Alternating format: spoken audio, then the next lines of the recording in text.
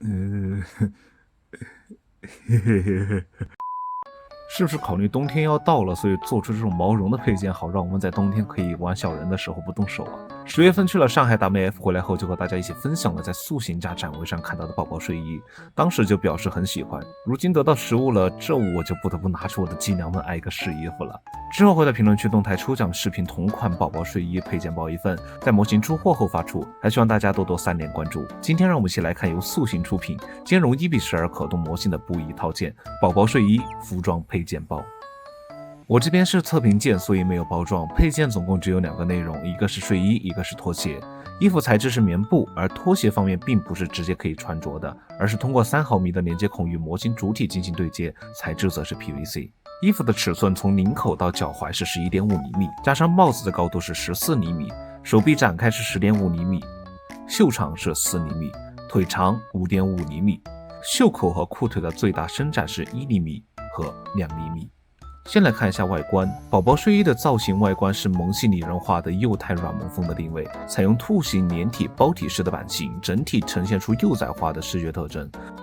不愧是雷奥尼雌小鬼的专务啊！设计方面以宽松包裹加局部柔化为核心，衣服主体为圆绒性的裁剪，像它的肩线、袖口、裤脚均做了圆角的处理，配合兜帽的毛绒翻边的细节，强化了软萌幼态感。而在兔耳和模拟动物的腹部的圆形胸片，通过具象化动物特征，实现了风格标签化。如果是附赠了小手套，或者在这个拖鞋上做出那种毛茸茸的兽爪的感觉，我觉得是很贴切的。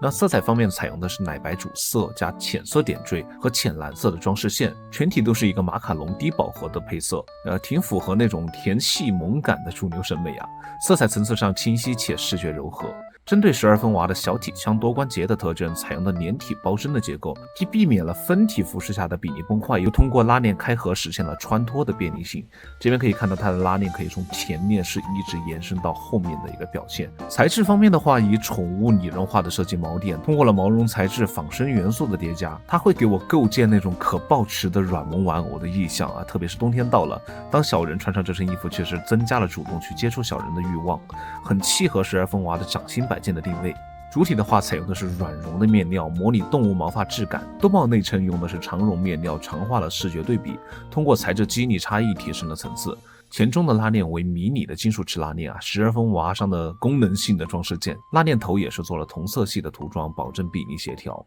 在裤脚和袖口的毛绒滚边采用锁边和手工簇绒的工艺，在毫米级别下实现了边缘柔化的效果。背部的话有个蝴蝶结和一个毛球的装饰，突出了小兔子的特征，整体都比较简约，避免了装饰过载。那接下来我用我手上的其他1:12的机梁穿给大家感受一下效果哈。那雷奥尼我先放旁边，这个是做一个身材上的对比，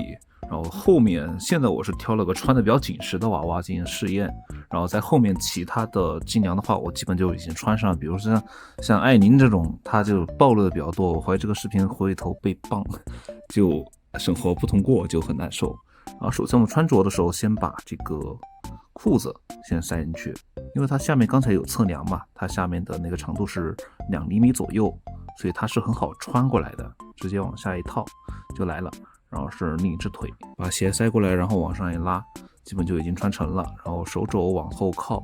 再把衣服塞进去。进口的位置它的孔位稍微有点小，所以这儿需要费眼劲儿。比如说先把手塞进去，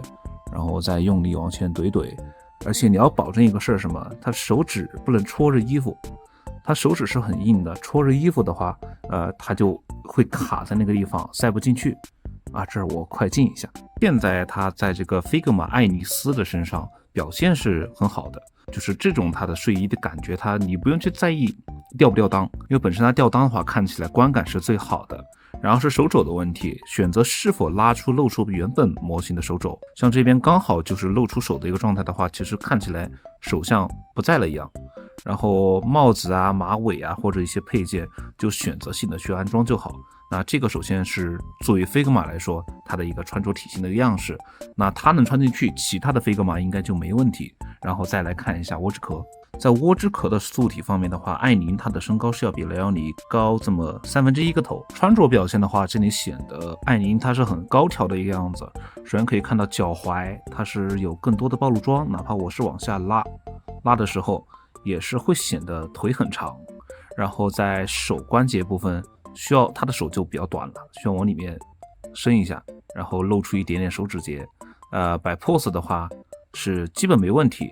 前面你可以往下提一下，然后把他的锁骨啊、胸腔啊这些露出来，看起来的表现是很不错的。在后面看一下，很贴身，而且好软和。然后再来到拼装看一下，这边右边是合金重构加的白龙骑士，中间是核膜线加的僵尸娘。这边可以看到僵尸娘和雷奥尼，除了它的骨架显起来看起来要小很多，但其实整体来说的话，是一样的，所以僵尸娘我就不试了。然后这边去试一下白龙骑士，其实白龙骑士它的身材会比艾宁还要高很多，但是穿起来的话表现和前两款差不多，但这边露脚踝这个问题往下拉一下，完全是把宝宝睡给拉直了，然后就呈现一个还不错的一个表现。可能它偏向的素体还是可以有很大的操作空间，这边包括手肘啊、手腕往上拉或者全部拉完，完全是可以把整个手给遮盖住的。然后脸部的话，脖子也是往下拉一下，把脖子露出来，这个整体的造型是这个样子的。但是头的话就显得不是很适合了，显得头小。然后是来到了 Rominkin 的枪女，可以看到她素体的表现也是偏的头小了一些，然后整个人的高度的话，可能要比雷奥尼甚至要高出半个头到一个头左右。这么一身宝宝睡就非常像一个玩家角色了。然后整体穿起来显修长一个状态，并不会觉得它很可爱。首先在袖子这一边，它是可以全拉满的不露出来，然后把它给掀起来的话，大概长度这样，因为我没有上手型所以这边看起来大概是这个效果。关于脚方面为什么没替换，这边可以直接给大家说，如果你的脚关节，你可以看你的小人，如果它的这个脚的对接口不是3毫米的孔，那就是装不进去。所以我这边基本都是没有换脚。给我试麻了。我直接总结一下吧，就是当这个娃他的身高是低于14厘米的 ，OK， 那他穿这个衣服就属于有点可能露不出脖子的一个状态。但是如果他的身高是高于15.5厘米的，那他穿起来的话就比较笔直。像其他对比一下1:10的或者1:9的玩偶，像这种这个是1:10，他身高已经来到了18厘米，那他穿着就不行。比如说拿这个衣服搭起来，你会发现它都已经超额了，那再算起来再往上的比例就几乎就穿不得了。这个大概就是我的一个总结，然后我也会在简介里面叙述一下我到底试过哪些产品，大家也可以去看。那这件衣服的匹配度方面就测试到这个位置了，谢谢你能够观看到这个地方。那本期视频就到这个地方结束，如果有任何问题和我在视频中没有提到的地方，大家也可以在评论区或者弹幕里一起交流讨论。最后，如果你喜欢我的视频，还求3连关注，希望每一个玩具都能成为礼物。我是后期喵，我们下期再见。